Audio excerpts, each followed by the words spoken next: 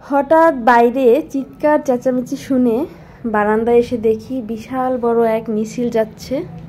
ফার্স্টে ধারণা করতে পারিনি যেটা কিসের মিছিল, পরে বুঝতে পারলাম যে এটা হিন্দুদের একটা ধর্মীয় উৎসব, রথযাত্রা। দেখলাম বেশিরভাগ অংশগ্রহণকারীরাই খালি পায়ে রথযাত্রায় অংশগ্রহণ করেছে।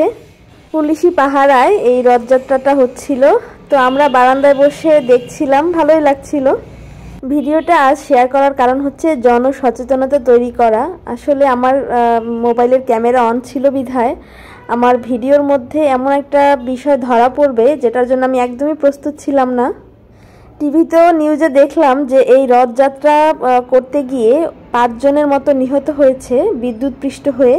কোনো ধর্মীয় উৎসবকেই আমি এখানে ছোট করে দেখাচ্ছি না, অথবা লোক সমাগম হতেই পারে কোনো ধর্মীয় কারণে, অথবা অন্য কোনো কারণেও হতে পারে, সেটাকে আমি খারাপ চোখে দৃষ্টিতে দেখছি না। বাট আমি বলছি যে আপনারা যখন অনেক মানুষ এক জায়গায় সমাবেত হবেন তখন অবশ্যই আপনাদেরকে একটু সচেতন হয়ে কাজ করতে হবে।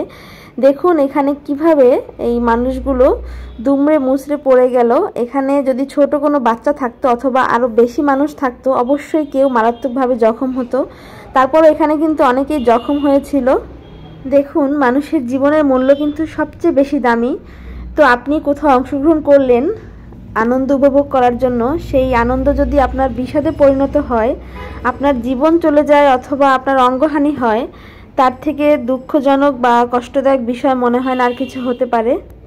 তাই আমি একটা কথাই বলবো আপনাদেরকে যে সব সময় সর্বক্ষেত্রে সচেতনতা অবলম্বন করুন, সব সময় সাবধানে চলাফেরা করুন, সব জায়গায় নিজেকে সেভ করে চলার চেষ্টা করুন।